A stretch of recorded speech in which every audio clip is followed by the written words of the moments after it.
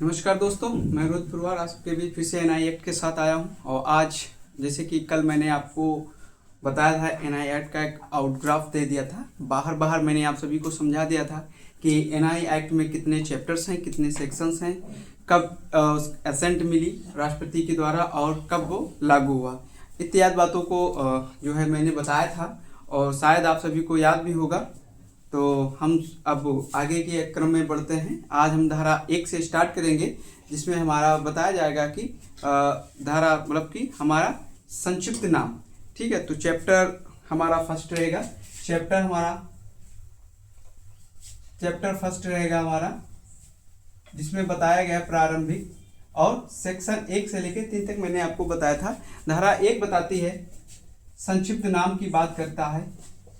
ठीक है, कि अधिनियम का संक्षिप्त नाम क्या होगा। तो आप सभी को मैंने बताया था कि इस अधिनियम का नाम प्रक्रम लिखित अधिनियम 1881 होगा। ठीक है, तो आपको एक और धारा 2, आपका धारा 1 में ये बताया गया था। धारा 2 में जो कि रिपील्ड कर दी गई थी, इसके बारे में बताया था कि धारा 2 रिपील्ड कर दी गई है।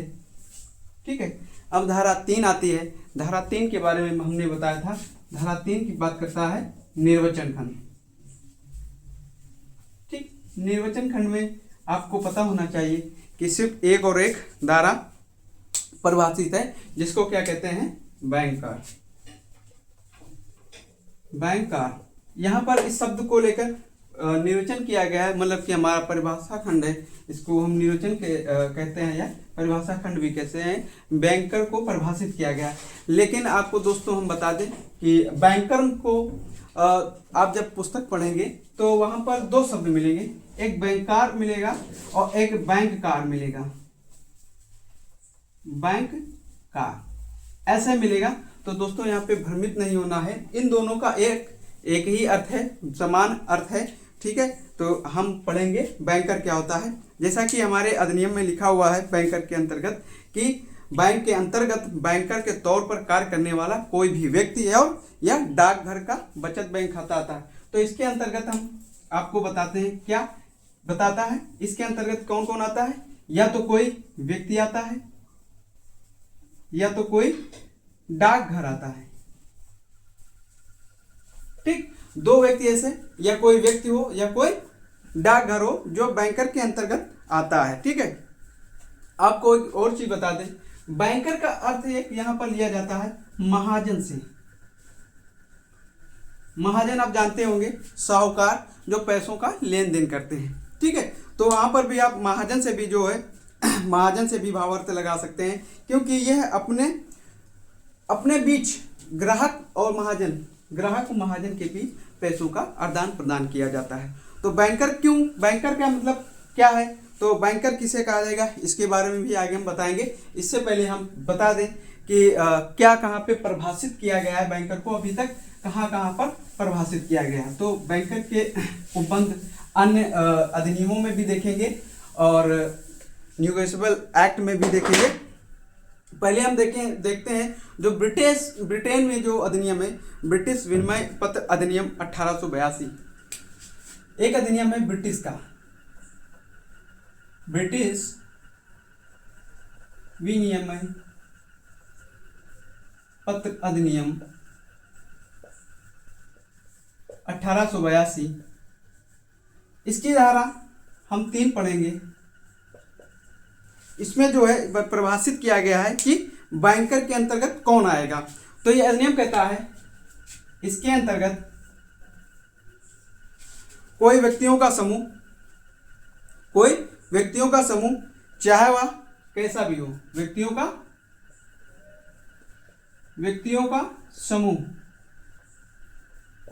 समूह चाहे समय मेलित हो या ना हो।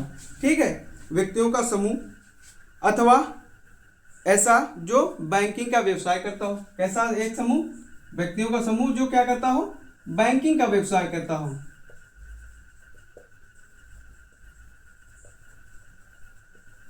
बैंकिंग का व्यवसाय करता हो तो ऐसे व्यक्ति को हम क्या कहेंगे, ऐसे जो ऐसा कार्य करता हो तो उस व्यक्ति को हम बैंकर कहेंगे। यहाँ पर यह बताया गया है आपके ब्रिटिश अधिनियम 1882 में। ठीक है, अब हम बात करते हैं हमारा विनिमय अधिनियम में क्या बात की गई है। बैंकिंग विनिमय अधिनियम है एक हमारा 1949 का, बैंकिंग विनिमय अधिनियम 1949। ठीक, यहां पर हम इसकी धारा देखेंगे 3B, मतलब कि 3 बार। इसमें जो है विनिमय अधिनियम 1949 में आया था, जब बैंकों के लिए आया था, बैंकों को गवर्न करने के लिए विनिमय अधिनियम बना था 1949 में। इसका पहले पूरा नाम था बैंकिंग कंपनी विनिमय अधिनियम 1949, लेकिन 1956 में इसमें अमेंडमेंट करके कंपनी शब्द हटा दिया गया था और ये बचा था बैंकिंग विनिमय अधिनियम 1949।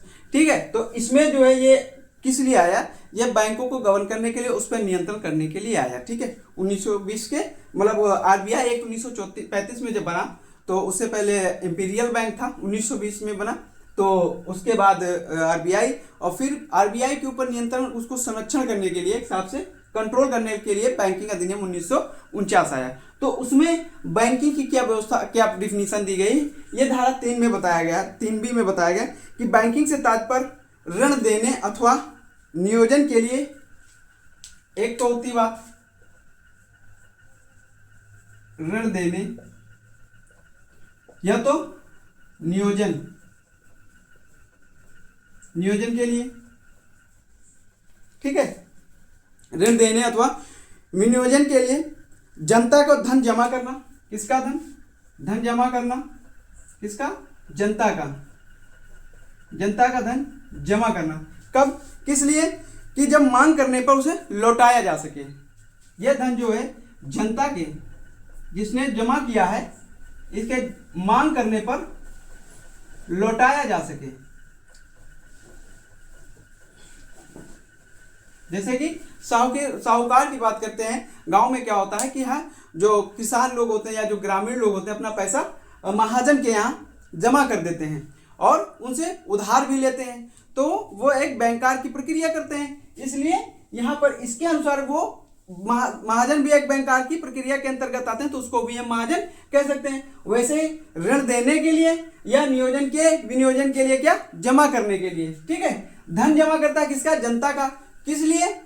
देने के, जब उसको आवश्यकता पड़े, मान लो उस किसान ने खेती अपनी उपज, अपनी फसल काटी, पैसा बहुत सारा आया, घर में सुरक्षित नहीं है, तो सुरक्षित रूप से हम बैंक में रख सकते हैं और जब आवश्यकता हुई उसको हम आसानी से निकाल सकते हैं। तो किसके लिए? जनता मांग पर लौटाया जा सके, उसको उसका ही पैसा लौटा रहे हैं, मगर और ऋण भी दिया जा रहा है। दो चीजों की बात की जाए, एक तो ऋण दिया जा रहा है और दूसरा है उसका ही पैसा उसको लौटाया जाए, उसके मांग पर लौटाया जा सके।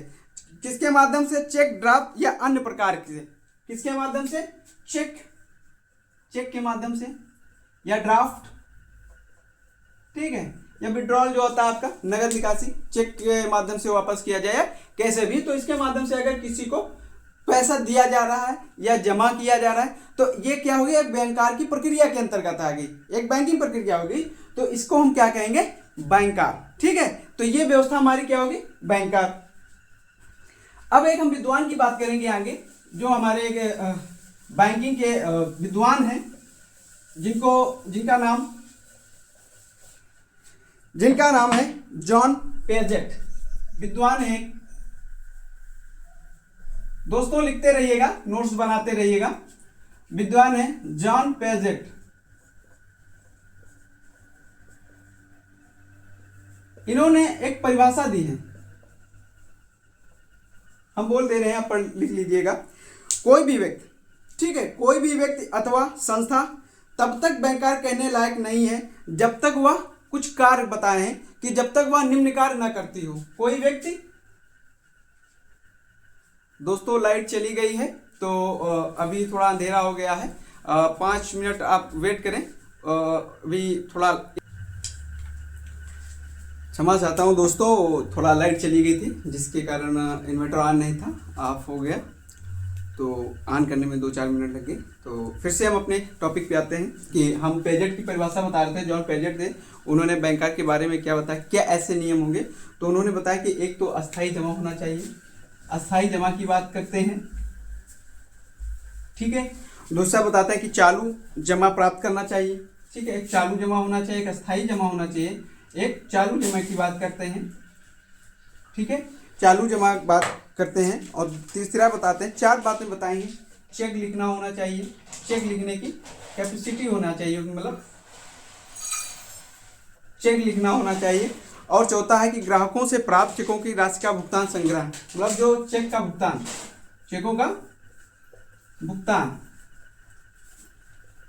4 चीज अगर किसी संस्था में है और एक अस्थाई जमा करता है और चालू जमा करता है, चेक को देता है और चेक जो चेकों का पैसा उसको भुगतान करता है, यदि इन 4 चीजों को करता है तो वो बैंकर के श्रेणी में आएगा, ऐसा पेजेंट ने कहा था। तो हम यहाँ पर बैंकर को समझ चुके हैं कि बैंकर शब्द को हम समझ लिए। अब ठीक है, अब हम बात करते हैं कि लिखत और हमारा जो नाम है, नेक्स्ट धारा आती है हमारी धारा नंबर 4। धारा नंबर 4 की बात करते हैं। ठीक है, जो वचन पत्र से संबंधित है, धारा नंबर 4। तो धारा मैंने 1 पढ़ी, संक्षिप्त नाम। धारा नंबर 2 रिपील्ड है। धारा नंबर 3 हमारा निर्वचन खंड, जिसमें बैंकर शब्द को निर्वाचित मतलब परिभाषित किया गया है। अब चौथा धारा नंबर हम 4 पढ़ेंगे। इंपॉर्टेंट धारा है ये, हमारे जो एग्जाम्स में सीधे क्वेश्चन आता है। ठीक है, धारा नंबर 4 हमारा वचन पत्र की बात करता है। प्रोविजरी नोट बोलते हैं इसको, वचन पत्र।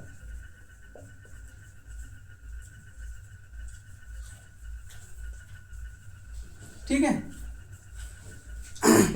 इसमें क्या होता है कि प्रोविजरी नोट किसे, इसके अंदर क्या नहीं आता है, पहली बात नोट और मुद्रा, ये 2 चीज वचन पत्र नहीं है। ठीक है, ये ध्यान रखना। तो हम क्या बताएं, यह क्या होता है, यह एक लिखत जो है लेख होता है, ये एक लिखत लेख होता है।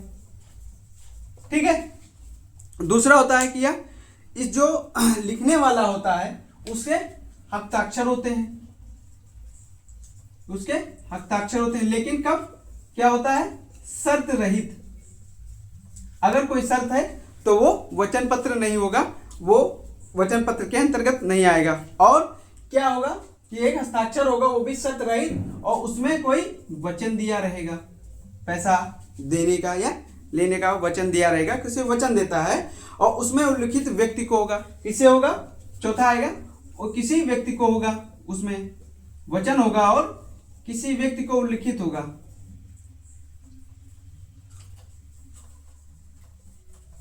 यही फला व्यक्ति को इतने पैसे दे दिए जाए, यह वचन दिया रहता है। उसके आदेश पर एक उल्लिखित होगा और उसके साथ आदेश होगा कि इसको दिया जाए, देने जो चेक लेकर जा रहा है, जो वचन पत्र लेकर जा रहा है, उसको इतने पैसे दिए जाए, वाहक को या जो उसका नाम उस पर दर्ज है उसको दिया जाए। ठीक है, और एक कितना धनराशि होनी चाहिए, एक क्या होना चाहिए, धनराशि। धनराशि कैसी होनी चाहिए, निश्चित धनराशि होनी चाहिए कि 100, 500, 1000 या 2000 एक निश्चित होना चाहिए कि हाँ इनको 2000 रुपये दिए जाने चाहिए, तो एक निश्चित धनराशि हो गई। ये नहीं कि 1000, 2000 दे दिए जाए, ये अनिश्चित है, 1000 या 2000, ये अनिश्चित धनराशि होगी।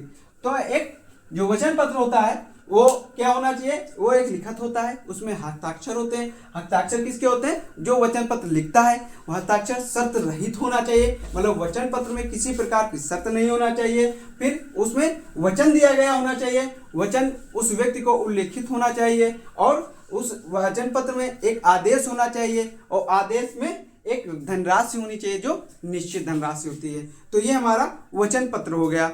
अब वचन पत्र में पक्षकार कौन कौन से होते हैं, नियम मैं बताता हूं आपको। 2 पक्षकार होते हैं, एक वचन पत्र लिखता है उसे क्या कहते हैं, एक वचन पत्र जो पाता है उसे क्या कहते हैं, वचन देने वाला जो वचन पत्र लिखता है। ठीक है, और दूसरा आता है भुगतान प्राप्त करने वाला। एक तो एक ये हो गया, दूसरा हो गया भुगतान, जो वचन ये देगा भुगतान प्राप्त करने वाला, तो इसको क्या कहते हैं, जो भुगतान प्राप्त करता है उसे क्या कहते हैं, और जो वचन देता है उसे क्या कहते हैं? तो इसके क्या कहते हैं? लेखक। लेखक, राइटर वाला लेखक नहीं, मेकर वाला लेखक।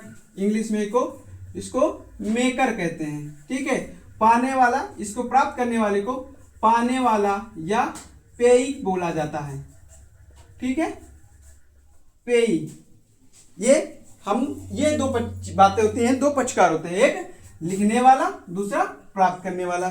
ये हमारा वचन पत्र कंप्लीट। उदाहरण एक आपको दे देता हूं, जैसे मैं बोल देता हूं, मैं खा, मतलब मैं खा आपको या को किसी और को, मैं का को उसके आदेश अनुसार 500 रुपया संदत करने का वचन देता हूं। ठीक है, मैं खा को उसके आदेश अनुसार 500 रुपया अदा करने का वचन देता हूं। मतलब कि मैं हो गया और खा दूसरा व्यक्ति हो गया, ये हो गया मैं मतलब वचन देने वाला, और खा भुगतान प्राप्त करने वाला।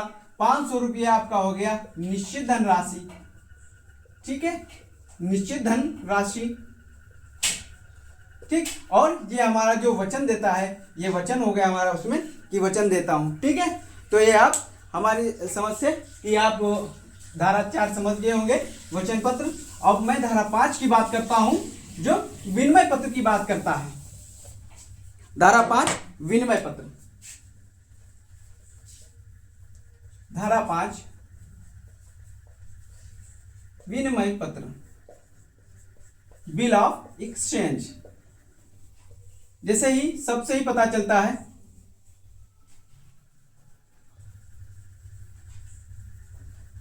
ठीक, शब्द से ही पता चलता है एक्सचेंज। विनिमय तो आप सभी जानते ही होंगे कि विनिमय क्या होता है, जो एक दूसरे से वस्तुओं को बदला जाए, है ना। धन के बदले धन ना हो, धन के बदले मतलब वस्तु के बदले वस्तु हो, धन का आदान प्रदान ना हो। अगर वस्तु के बदले धन दे दिया जाएगा तो वो बिक्री हो जाएगी, तो धन के बदले वस्तु हो, वस्तु के बदले वस्तु हो, धन के बदले वस्तु ना हो। तो इसमें क्या है कि ये भी क्या होता है, विनिमय पत्र कैसा होता है, ये भी लिखित होता है। ठीक है, लिखित होता है। दूसरा है कि लिखने वाले व्यक्ति द्वारा हस्ताक्षर होता है, जो लिखेगा हस्ताक्षर करेगा, मतलब सिग्नेचर करेगा। ठीक है। चौथा, तीसरा आएगा एक शर्त रहित आदेश होगा। एक आदेश होगा, जैसे कि आप वचन पत्र में होते हैं, सेम नियम इसमें भी होते हैं। एक शर्त रहित आदेश होता है। ठीक है, एक शर्त रहित आदेश होता है, और निश्चित राशि किसी निश्चित व्यक्ति को, ठीक है, निश्चित राशि होती है, धनराशि होती है, निश्चित धनराशि होती है, मतलब रुपए होते हैं, निश्चित रुपए होते हैं। और किसको होता है, एक निश्चित व्यक्ति को होता है, निश्चित व्यक्ति को निर्देशित होता है। ठीक, तो ये विनिमय पत्र के अंतर्गत आ गया। निश्चित व्यक्ति को आदेशित होता है, या इसमें और निश्चित व्यक्ति को होता है, या आदेश व्यक्ति को होता है, जिस व्यक्ति को निश्चित व्यक्ति या आदेश किया गया कोई व्यक्ति हो, या लिखत के वाहक को, मतलब कि वाहक, वाहक समझते हैं, जो लेकर गया है। जैसे मैं लेकर गया हूं तो मैं वाहक हूं। तो या तो किसी निश्चित व्यक्ति जिसका नाम लिखा होगा, या जिसको आदेश के रूप में नाम लिखा होगा, या जो लेकर गया है उसको देय होगा। तो ये हमारा विनिमय पत्र हो जाएगा। ठीक है, यहां तक समझ में आया। ठीक है, फिर अब विनिमय पत्र के लेखक को क्या कहते हैं, लिखने वाला कौन होगा, पाने वाला कौन होगा। ठीक है, और यदि विनिमय पत्र दे दिया गया है और उसने अभी तक मान लो रुका है, अभी तक बजाय उसको एक्सचेंज नहीं किया है, तब क्या होता है। तो पहली बात, ये 3 इसमें पक्षकार हो जाते हैं। एक लिखने वाला,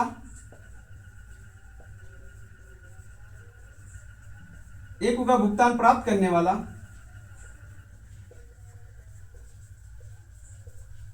एक होता है विनिमय पत्र को रखने वाला।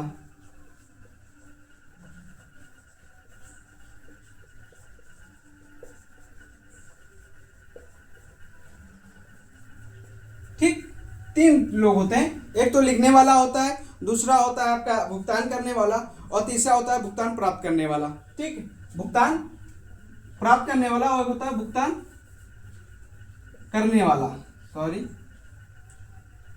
भुगतान करने वाला। 3 व्यक्ति हो गए इसमें। एक जो पैसा देगा, एक जो पैसा प्राप्त करेगा, एक जो विनिमय पत्र लिखेगा। तो विनिमय पत्र लिखने वाले को लेखीवाल कहते हैं, ड्रावर, लेखीवाल या ड्रावर कहते हैं, ठीक है। और जो भुगतान प्राप्त करता है, भुगतान प्राप्त करने वाले को कहते हैं ऊपरवाल, ड्रावी, ऊपरवाल या ड्रावी, ठीक। और जो भुगतान करने वाला जो व्यक्ति होता है, या मतलब भुगतान करने वाला व्यक्ति को ड्रावी बोलते हैं, सॉरी, भुगतान प्राप्त करने वाले को कहते हैं, भुगतान प्राप्त करने वाले को कहते हैं पाने वाला या पेयी, जैसे कि वहां पर है पाने वाला या पेयी। और जो भुगतान करता है उसे कहते हैं ऊपरवाल, ऊपरवाल या ड्रावी। तो ये 3 प्रकार आप समझ गए होंगे कि यहाँ एक लिखने वाला लेखीवाल जिसको ड्रावर कहते हैं, भुगतान प्राप्त करने वाला को पाने वाला या पेयी कहते हैं, भुगतान करने वाले व्यक्ति को ड्रावी या ऊपरवाल कहते हैं, ठीक है। अब यदि विनिमय पत्र किसी के अभिरक्षा में है, अभिरक्षा में है, ठीक है, मान लो किसी व्यक्ति के अभिरक्षा में पाने वाले के जो भुगतान प्राप्त करने वाला है या वाहक है, तो उसको कहते हैं होल्डर, ठीक है, इसको कहते हैं होल्डर या हिंदी में कहते हैं इसको धारक, हिंदी में इसको धारक कहते हैं, ठीक है। तो ये यहां तक आप विनिमय भी जान गए आप। अब मैं बात करता हूं धारा 6 की, जिसको चेक कहते हैं।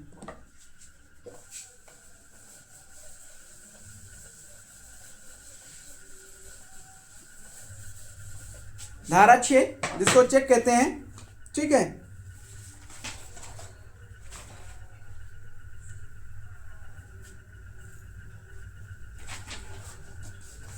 धारा 6 चेक,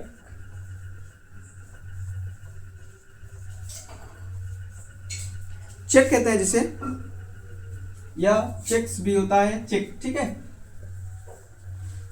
इसमें क्या होता है, एक ऐसा विनिमय पत्र है जो विनिर्दिष्ट बैंकर पर लिखा जाता है, मतलब किसी बैंक को लिखा जाता है। कैसा होता है, एक ऐसा लेख, ठीक है, एक ऐसा विनिमय पत्र, कौन सा विनिमय पत्र, एक ऐसा विनिमय पत्र जो विनिर्दिष्ट बैंकर को, किसी बैंक को, है ना, किसी बैंक को हम चेक लिखते हैं, बैंक के, ना कि किसी व्यक्ति को हम बैंक में लिखते हैं कि बैंक ऑफ इंडिया हो गई, या स्टेट बैंक हो गई, या आरबीआई बैंक हो गई, या बैंक ऑफ बड़ौदा हो गई, या एचडीएफसी, कोई बैंक हो, उस बैंक को हम विनिर्दिष्ट बैंक को लिखा गया होता है, ठीक है, जिसकी मांग पर, इसमें क्या होता है, मांग पर भुगतान किया जाता है, मांग पर, अन्यथा देय होता है या भुगतान होता है, मांग पर देय या भुगतान होता है, ठीक है। तो ये हमारा चेक क्या होता है, किसी बैंक को लिखा जाता है, हम चेक काटते हैं, चेक देते हैं किसी व्यक्ति को, तो हम बैंक का नाम लिखते हैं, और बैंक में वो ले जाता है और वो पैसा मांगता है, तो वो मांग पर, मैं 5 पर कि मुझे ये बैंक से चेक दी गई है, मुझे पैसा दो, तो ये किसी बैंक के मांग पर जब कोई पैसा मांगता है तो वो चेक के अंतर्गत होता है। इसको कहते हैं कि लिखत द्वारा किसी विनिर्दिष्ट बैंक को जो किसी मांग पर देय होते हैं उसे चेक कहा जाता है। चेक की विशेषता क्या होती है, 2 विशेषताएं हैं मात्र, विशेष कोई ज्यादा नहीं है। एक होता है कि निश्चित बैंक को लिखा जाता है, पहली बात विशेषता यह होती है, एक निश्चित बैंक, ठीक है ना। निश्चित बैंक मतलब आप 2-4 बैंक को नहीं लिख सकते हैं, मतलब अगर लिखेंगे तो किसी एक बैंक का नाम लिखेंगे, ये नहीं होगा कि आप एसबीआई को एक चेक में एसबीआई का भी नाम डाल रहे हैं, या स्टेट बैंक या बैंक ऑफ इंडिया का भी नाम डाल रहे हैं, तो एक से अधिक हो गए। निश्चित बैंक नहीं हुआ, ये अनिश्चित हो गया, जब मतलब कि किसी निश्चित बैंक को हम लिखते हैं। और कैसा, केवल मांग पर देय होता है, मतलब आप अगर चेक ले जाकर दे देंगे तो वो चेक से पैसा तब तक नहीं प्राप्त करता है जब तक वो बैंक में जाएगा और मांगेगा नहीं, मान लो बैंक पर। तो ये 2 निश्चित बातें आपको बताई गई इसमें, दो विशेषताएं होती हैं, एक तो निश्चित बैंक को लिखा होता है और दूसरा उसके मांग पर ही भुगतान किया जा सकता है, अन्यथा वो चेक नहीं दी जाएगी और वो एक्सपायर हो जाएगी। ठीक है, अब एक नया प्रावधान 2002 में ऐड किया गया जिसे कहते हैं इलेक्ट्रॉनिक चेक।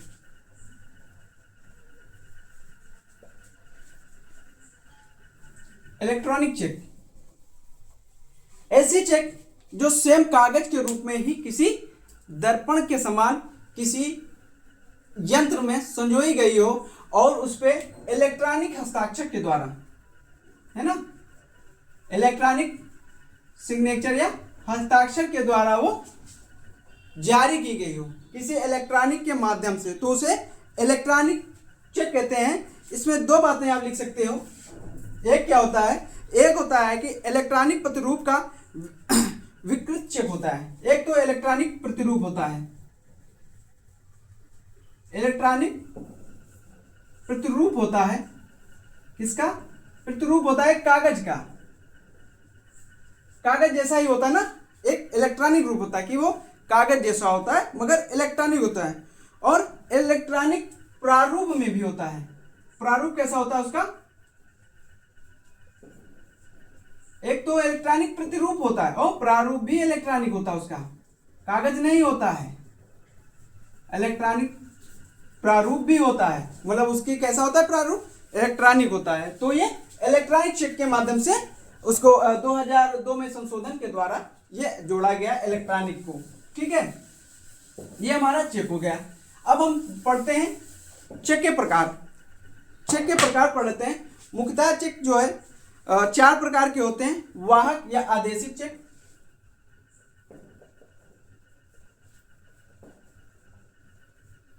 चेक के प्रकार, वाहक या आदेशित चेक। ठीक है, वाहक मतलब कोई ले जाने वाला, उसको वाहक कहते हैं, मतलब एक इधर से दी गई और ले जाकर के बजाएगी। दूसरा होता है आदेश, मतलब आदेश के माध्यम से कोई चेक दी जाए तो आदेशित चेक होती है।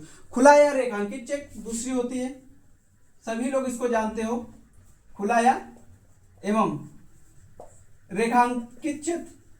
रेखांकित चेक, चेक के ऊपर क्या होता है, रेखाएं बनी होती है। ये चेक होती है हमारी, खुला होती है और उसमें क्रॉस लगा होता है ऐसे, है ना, एक रेखा लगी होती है ऐसे, एक रेखा है, रेखांकित चेक इसको कहते हैं। फिर तीसरा है देशी और विदेशी। देशी और विदेशी, तीसरे में बात करता है देशीय चेक एवं विदेशी चेक।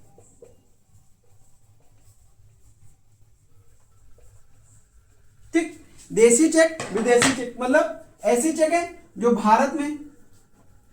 भारत में लिखी गई, भारत के व्यक्ति को, भारत के बैंक को लिखी गई, ऐसी चेक जो होगी जो देशी चेक होगी। दूसरी विदेशी चेक होती है जो भारत में ना लिखी गई हो, भारत व्यक्ति को ना लिखी गई हो, भारत के बैंक को ना लिखी गई हो, ऐसी चेकें क्या होंगी, विदेशी चेकें होंगी। फिर चौथा है इलेक्ट्रॉनिक चेक, जो आपको 2002 में जोड़ा गया।